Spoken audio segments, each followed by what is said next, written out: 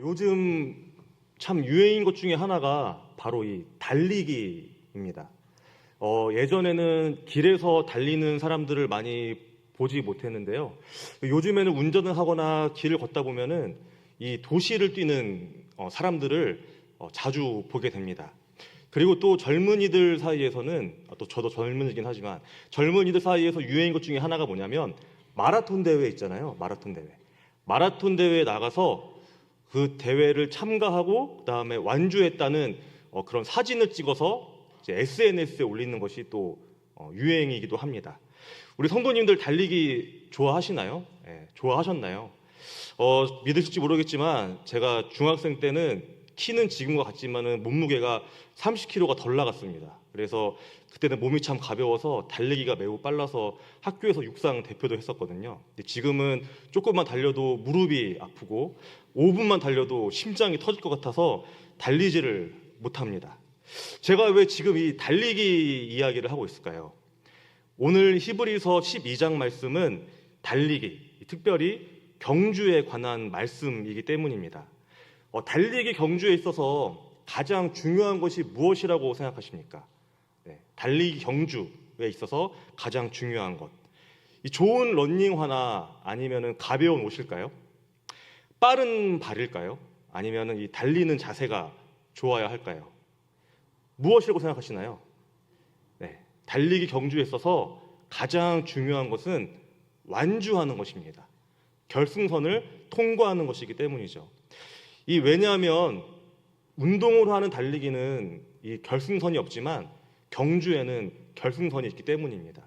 결승선을 넘어야만 이 경주는 의미가 있습니다. 게일 디버스라는 미국의 유명한 허들 선수가 있었습니다. 그녀는 바르셀로나 올림픽의 유력한 우승 후보였습니다.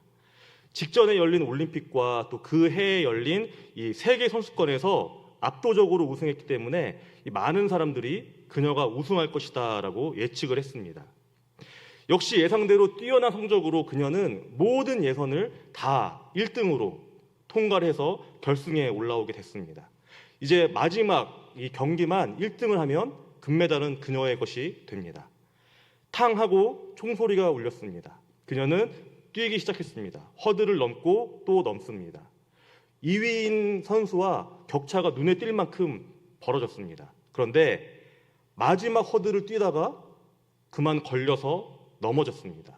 그리고 그녀는 마지막 허들을 넘지 못해서 그 경기에서 완주하지 못했습니다.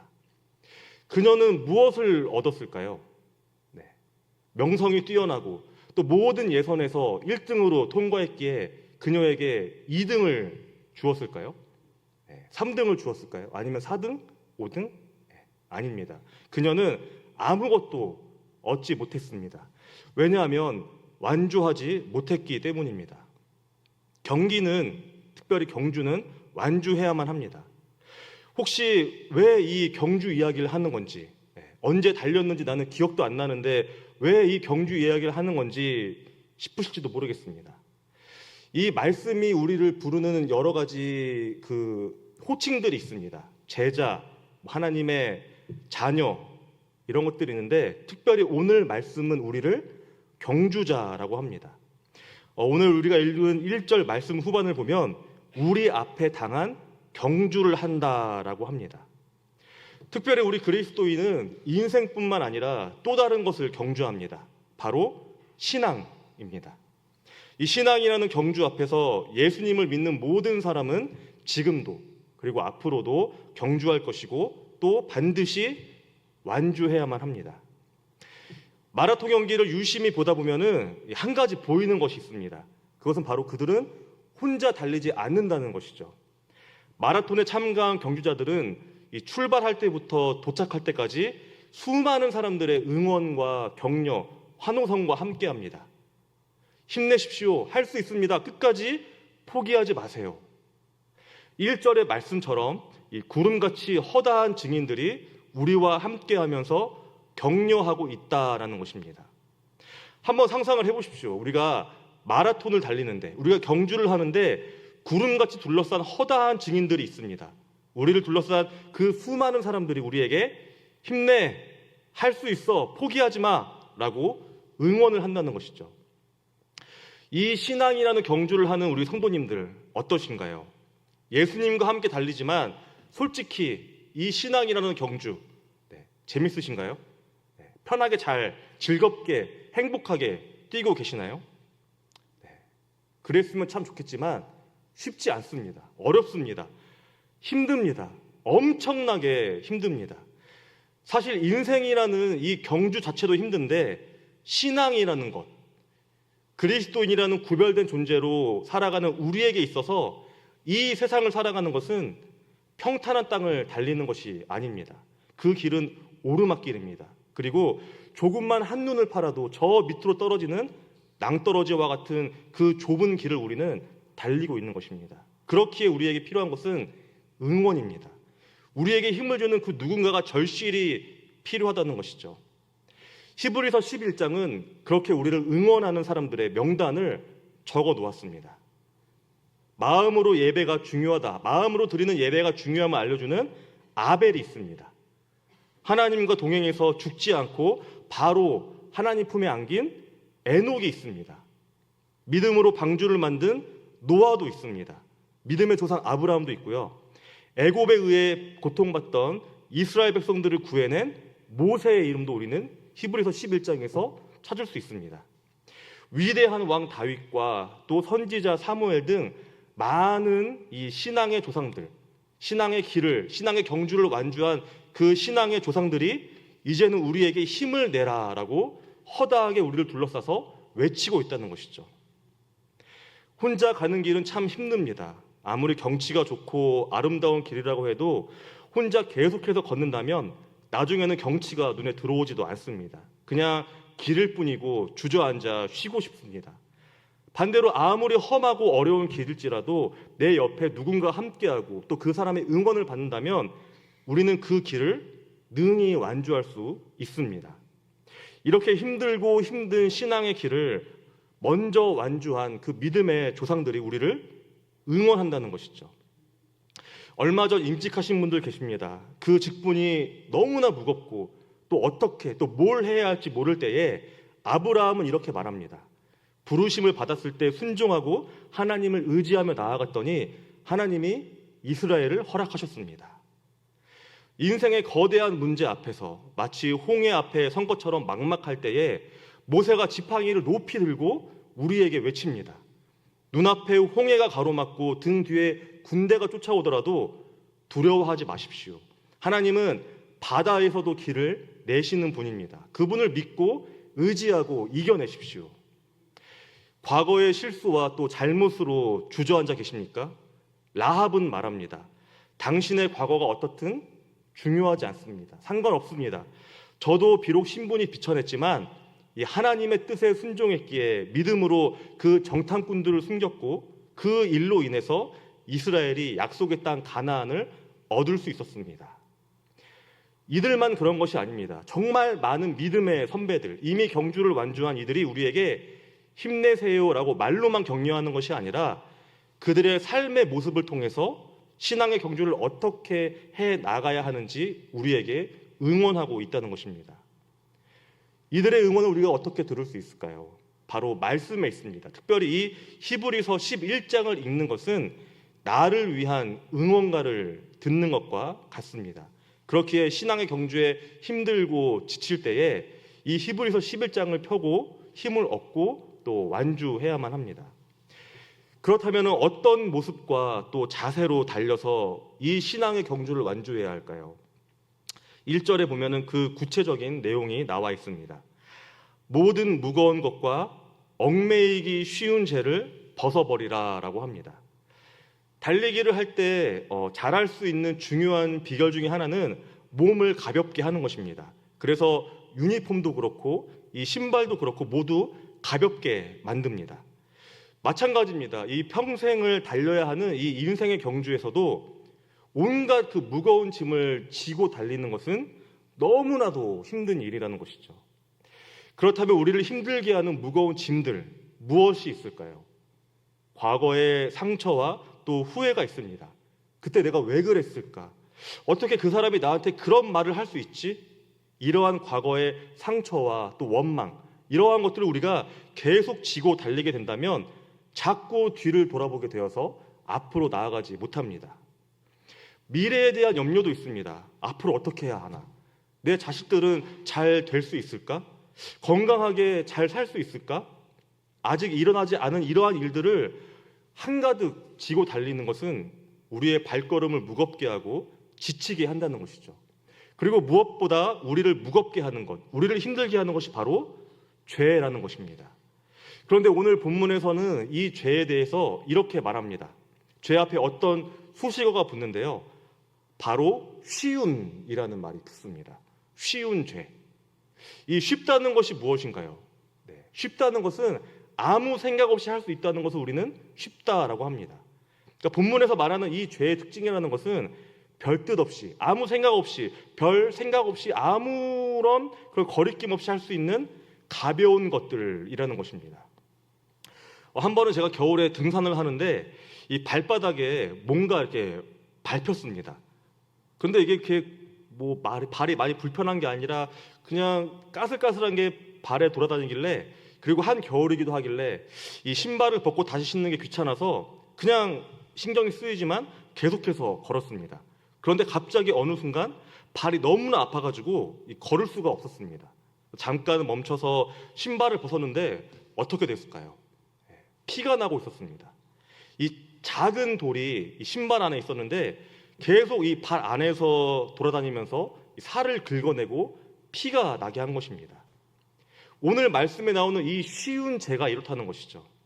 남을 해하거나 다른 사람의 것을 훔치는 이러한 큰 죄가 아니라 하나님과 나 사이를 멀어지게 하는 아주 작은 것, 아무리 사소한 것이라도 벗어버리라는 것입니다. 왜냐하면 결국에는 그 사소한 것, 그 쉬운 죄가 우리의 발목을 붙잡기 때문입니다. 우리가 길을 걷거나 달릴 때에 눈앞에 웅덩이가 있거나 바위가 있거나 뭐 쓰러진 나무가 있으면 그저 피하면 됩니다. 그런데 정말 우리를 힘들게 하는 것, 우리를 붙잡는 것은 이 신발에 들어간 아주 작은 이 돌이라는 것이죠. 죄도 마찬가지입니다. 눈에 보이는 큰 죄는 없애기 쉽습니다. 눈에 보이는 큰 죄는 우리가 짓지 않을 수 있습니다. 그런데 정작 인생을 달릴 때에, 이 신앙의 경주를 갈 때에 우리를 멈추게 하는 것은 정말 이 사소한 죄라는 것이죠. 그러니 우리 안에 이 사소한 죄가 있다면 없애야 합니다. 이 작다고 무시하고 그러려니 하는 것이 아니라 작으니까 더 자세히 봐야 하고 작으니까 더 신중하게 없애야 한다는 것이죠. 그 작은 죄가 결국 우리를 붙잡아서 완주를 못하게 할 수 있다는 것이 오늘 이 히브리서 12장 1절의 가르침입니다. 그리고 이어서 1절은 우리에게 인내로서 경주를 하라라고 합니다. 인내는 이 괴로움과 어려움을 참고 극복하는 것입니다. 젊었을 때는 힘으로 아니면 객기로 달릴 수 있습니다. 그런데 경주를 계속 하다 보면, 달리다 보면 인내해야 할 때가 찾아옵니다. 자녀 때문에 인내해야 하고 건강 문제로 인내해야 합니다. 직장에서는 마음에 들지 않는 상사나 동료 때문에 참아야 할 때도 있습니다. 학생들은 이 유혹을 잘 참아내고 이겨내야 공부를 잘 할 수 있습니다. 참 많이 인내가 필요한 것이 우리의 인생, 또 우리의 신앙입니다. 그러나 우리는 이 모든 것을 이겨낼 수 있는 힘이 너무나도 부족합니다. 왜 그럴까요? 하지만 우리는 이것들을 인내하고 그 신앙의 경주를 완주해야 합니다. 달리기 선수가 완주를 하는 데 있어서 꼭 해야 하는 것이 있습니다. 그것은 바로 결승선을 바라보는 것입니다. 이 결승선을 보지 않고 달리면 어떻게 될까요? 엉뚱한 곳으로 가거나 언제까지 달려야 할지 모르기 때문에 지치게 됩니다. 마찬가지로 우리도 이 신앙의 경주를 하는 데 있어서 결승선을 볼 때 많은 것들을 인내할 수 있다는 것이죠. 2절은 우리가 그 보고 달려야 할 결승선이 무엇인지 말해줍니다. 바로 믿음의 주요 온전하게 하시는 이인 예수입니다. 우리의 결승선은 바로 예수님입니다. 그런데 반드시 우리가 알아야 할 것이 있습니다. 그것은 바로 예수님께 닿는 것이 너무나 중요한데 이 예수님께 어떻게 닿을 수 있느냐입니다. 예수님께 닿을 때 어떻게 닿을 수 있느냐? 수단과 방법을 가리지 않고 가면 될까요? 어떻게 해서든지 결승선인 예수님께 닿으면 될까요? 아닙니다. 그렇지 않습니다. 예수님께 닿는 것도 중요하지만 더 중요한 것은 바로 과정입니다. 예수님을 닮아가고 또 그분과 함께 이 길을 달려가는 것이 바로 우리 신앙의 목적이라고 할 수 있습니다. 이것이 바로 세상의 경주와는 다른 것이죠. 세상의 경주는 1등만 기억합니다. 그렇기에 옆 사람을 경쟁자로 여기고 밟고 이기려고 합니다. 하지만 신앙의 경주는 다릅니다. 예수님을 닮아가는 과정이 중요하기 때문에 옆에 지쳐 쓰러진 사람이 있다면 일으켜 세우고 함께 달려야 한다는 것이죠. 잠깐 옆에 계신 성도님들을 한번 바라보실까요? 네, 어떻게 보이시나요? 네, 내가 밟고 일어서야 하는 경쟁자, 내가 이겨야 하는, 제쳐야 하는 나의 그 라이벌로 보이시나요? 네. 아니면은 함께 예수님을 닮아가는 또 하나님 나라를 이루어가는 동역자, 친구, 식구로 보이시나요? 예수님도 그 길을 가셨습니다. 우리와 같은 길을 가셨습니다. 그분의 삶을 돌아보면요, 예수님은 자신만을 위한 순간이 전혀 없다는 것을 우리는 보게 됩니다. 항상 자신보다 남을 먼저 생각하셨습니다. 특별히 그 남이라는 것은 약한 자, 그리고 가난한 자, 돌봐야 하는 자, 도움이 필요한 자였습니다. 누구도 다가가지 않는, 누구나 꺼리는 그 어둡고 누추한 곳에 예수님은 직접 찾아가셔서 그곳에 빛이 되어주시고 그들을 격려하시고 끝까지 함께 하시며 완주하셨습니다. 그렇게 우리도 그저 앞만 보고 달리는 것이 아니라 내 주변에 있는, 내 옆에 있는 성도들, 또 이웃들, 또 특별히 연약한 자들을 함께 돌보며 그 길을 달려야만 합니다. 오늘 말씀을 마무리하면서 한 가지 묻고 싶습니다. 지금 우리가 달리는 경주는 어떻습니까? 혹시 이 숨이 턱까지 차올라서 이제 더 이상은 못 뛰겠다 싶은 분이 계신가요? 아니면은 다른 사람들은 저 앞에 달리고 있는데 나만 홀로 뒤처져서 외로우신 분이 계신가요? 아니면은 혹시 잘 달리다가 이런저런 일들로 생긴 상처 때문에 잠시 멈추신 분은 안 계신지 모르겠습니다. 이러한 모든 것들은 우리의 생각과 시선으로는 낙오자 같고 또 실패자 같지만 괜찮다는 것입니다. 왜냐하면 예수님은 우리의 그 지난 기록들을 보지 않으시기 때문입니다. 예수님은 우리가 얼마나 빨리 달리는지, 우리가 얼마나 좋은 옷을 입고 얼마나 비싼 신발을 신고 달리는지, 폼은 또 얼마나 기가 막히게 잘 달리는지 전혀 관심이 없으시다는 것이죠. 주님이 보시는 것은 단 한 가지입니다. 시선인 것입니다. 우리가 즉 어디를 보고 지금 달리고 있느냐, 이것을 보고 계십니다. 예수님을 바라본다는 것은 그것은 바로 나를 위해 그 십자가를 지신 그 예수님의 사랑을 바라보는 것입니다. 그 예수님의 사랑은 넘어진 우리를 책망하는 것이 아니라 손을 내밀어서 다시 일어나서 나와 함께 달리자라고 말씀하시는 그 주님을 바라보시는 것입니다. 참 이 주님을 바라보고 달리는 삶, 참 좋지 않나요? 행복하지 않으신가요? 제가 말씀을 준비하면서 주님을 바라보고 달리는 삶이 어떤 삶인지 묵상을 해보니까 너무나 기쁘고 행복하더라고요. 물론 제 삶에도 많은 어려움과 아픔, 절망, 두려움이 있습니다. 그런데 이러한 것들이 저를 잡으려고 하지만 또 잡고 있지만 제가 이 시선을 하나님께 또 주님께 놓지 않는다면 이 모든 것들은 아무런 의미가 없다는 것을 알게 되었습니다. 우리가 한 발 한 발 이 결승선을 향해서 나아갈수록 오늘 말씀에 나오는 이 증인들이 기립박수를 치면서 응원할 것입니다. 그리고 결승선을 통과하는 바로 그때에 주님이 우리를 안아주시며 이렇게 말씀하실 것입니다. 잘하였도다 충성된 종아. 이런 말씀을 들으면 얼마나 기쁘고 행복할까요? 이 소망이 우리 각자의 소망이 아니었으면 좋겠습니다. 이 소망이 나 혼자만의 소망이 아니라 내 옆에 있는 우리 믿음의 동역자와 그리고 우리 주위에 있는 이웃들과 함께하는 그러한 소망이 되었으면 좋겠습니다. 이러한 소망을 품고 힘차게 오늘도 내일도 완주하는 그날까지 경주해 나가는 우리 모두가 되기를 소망합니다.